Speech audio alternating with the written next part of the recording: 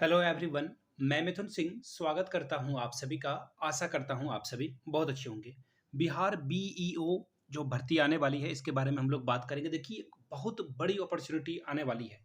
कब आएगी I don't know, लेकिन इसके बारे में जो एग्ज़ाम पैटर्न है, इसके लिए एलिजिबिलिटी क्या चाहिए होगा, उम्र सीमा क्या चाहिए होगी और इसका जो सिलेक्शन प्रोसेस है, वो मैं आपके साथ शेयर करने वाला हूँ। और मैं आपको कुछ ऑफ़िशियल लेटर भी दिखाऊँगा कि कैसे-कैसे चीज़ें आगे बढ़ रही है। याद रखिएगा, झारखंड में भी जो है बीईओ की भर्ती को लेकर जो है रोस्टर क्लियर करने की बात की गई है। तो झारखंड में ऐज़ ऑफ़ नाउ वहाँ पे भी जो है मामला अटका हुआ है। और बिहार में एक्चुअली क्या है ना कि यहाँ पे विभागीय कार्रवाई शुरू कर दी गई है कि हाँ, बिहार में आपको जो है काम को आगे बढ़ाना होगा। यहाँ पे जो है विभाग की ओर से बता दिया गया है कि इसको जो है ज़रूरी से ज़रूरी जो है कामों में रखा जाए और फटाफट जो है इसके ऊपर काम किया जाए। बहुत अच्छी बात है। झारखंड, बिहार के बारे में मैंने आपको बता दिया। यूपी में भी देखिए बीईओ के पद जो है भरे जाते हैं, तो यहाँ भी टाइम टू टाइम बीईओ की भर्ती आती है, फिलहाल के लिए नहीं आई है। और झारखंड और बिहार की बात करें तो यहाँ पे बहुत दिनों से क्या कभी आई ही नहीं है। इसके बारे में बात कर लेते हैं। तो देखिए, यूपी के पैटर्न को अगर हम लोग डिकोड करने की कोशिश करेंगे तो वहाँ पे अलग-अलग 100-100 नंबरों का पेपर होता है। जीके वहाँ पे पूछे जाते हैं। इसके अलावा हिंदी को जो है वहाँ पे बहुत ज़्यादा तवज्जो दी जाती है। हिंदी में निबंध लेखन का भी काम जो है आपसे कराया जाएगा।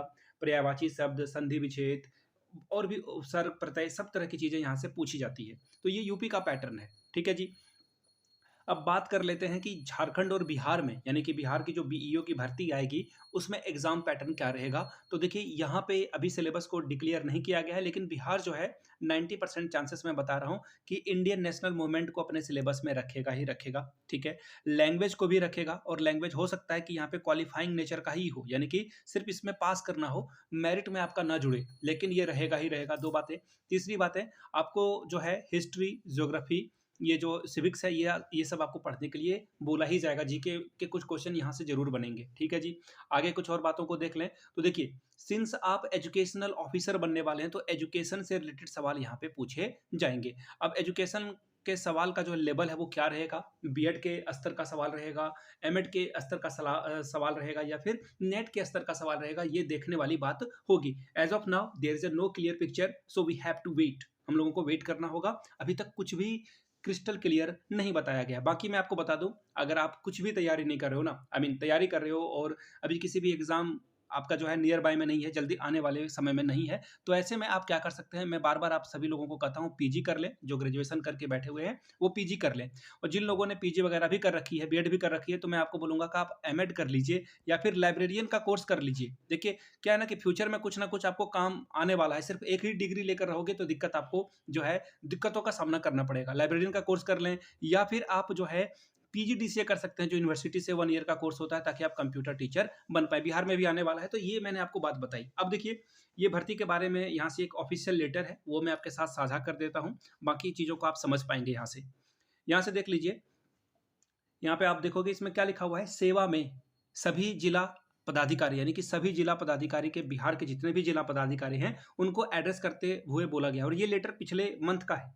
ये मैं आपको इसलिए बता रहा हूँ क्योंकि मैंने चैनल पे अभी तक इसके बारे में कोई इन्फॉर्मेशन नहीं दी है कि बिहार में भी जो है बीईओ की पद की भर्ती आने वाली है। तो आप तैयारी कर सकते हैं। देखिए, बिहार में बैट भी आने वाला है। ठीक है। अब कब आने वाला है, आप ये सवाल अगर शिक्षा मंत्री से या फिर शिक्षा सचिव से पूछेंगे तो वो ज़्यादा बेटर होगा। फिलहाल इसकी जानकारी मुझे नहीं है और मैं आपको कोई भी अफवाह, रूमर उड़ाकर नहीं बताना चाहता हूँ। लेकिन आने वाली है, सरकार ने इसकी घोषणा की है। किसकी?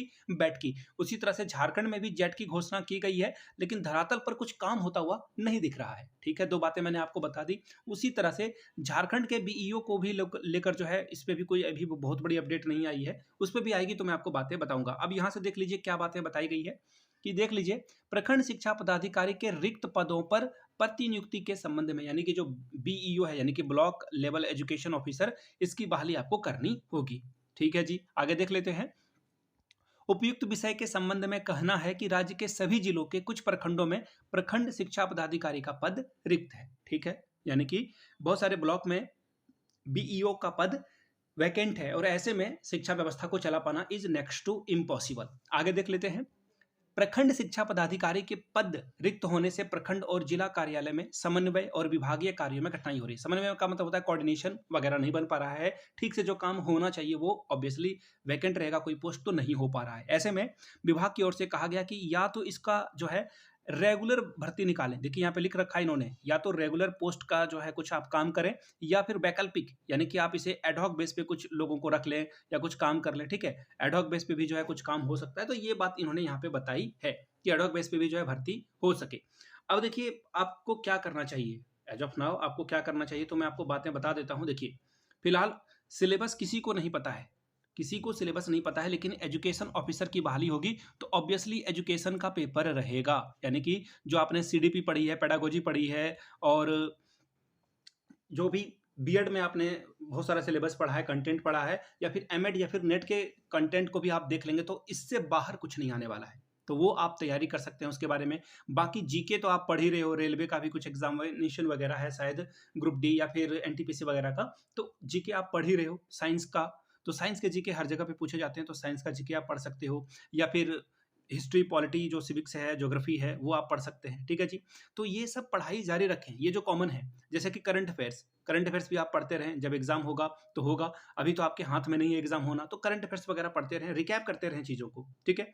और एज की अगर मैं बात करूँ, तो मुझे जहाँ तक लग रहा है कि एज मिनिमम यहाँ पर 21 रखी जाएगी, ठीक है। ऑफिसर बन रहे हो तो डेफिनेटली एक मैच्योरिटी वाला एज तो रखा जाएगा, 21 मिनिमम एज रखी जाएगी, और हो सकता है कि मैक्सिमम यहाँ पे 40 या 42 या फिर 45 यहाँ पे रखा जाएगा। अभी इसके बारे में कोई जानकारी नहीं है, this is my point of view, ठीक है। पीओवी है मेरा ये, इस पे कुछ भी अभी सर्टन इन्फॉर्मेशन नहीं है, ये हो सकती है, ठीक है। अब बोलोगे कि सब कुछ कुछ सर्टन नहीं है, तो वीडियो बनाने का क्या मकसद है? देखिए, अवेयरनेस अवेयरनेस जगाने का काम मैं कर रहा हूँ, ताकि आपके जेहन में ये बातें रहे कि बिहार में, झारखंड में, दोनों जगहों पे बीईओ की भर्ती आने वाली है। विभागीय स्तर पर तैयारी जो है हो रही है, जिसका मैंने अभी आपको प्रमाण दिखाया है। तो ऐसे में तैयारी के लिए जो भी मैंने आपको बात बताई, आप चाहे किसी भी स्टेट की तैयारी कर रहे हैं, जनरल अवेयरनेस और जनरल नॉलेज ये सवाल पूछे ही जाते हैं, तो उसको आप ध्यान में रखते हुए करेंगे।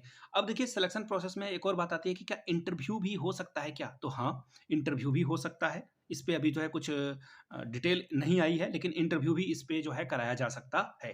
अब देखिए, इस पे जो भी सिलेक्शन प्रोसेस को लेकर जो भी चीज़ें आएगी, जैसे ही कोई अपडेट आती है, तो डेफिनिटली आपके साथ में साझा करने वाला हूँ, ठीक है। वीडियो आपने यहाँ तक देख ली है, पसंद आए तो प्लीज़ इस वीडियो को लाइक करें, और पहली बार जो लोग जुड़े हुए हैं प्लीज़ सब्सक्राइब कर लें, और इस वीडियो को अधिक से अधिक लोगों तक शेयर करें, साझा करें, उन तक पहुँचाएँ, ताकि और लोग हमारे साथ जुड़ पाएँ। वीडियो को आपने यहाँ तक देखा, प्यार दिया, इसके लिए आप सभी का बहुत-बहुत शुक्रिया। Have a good day.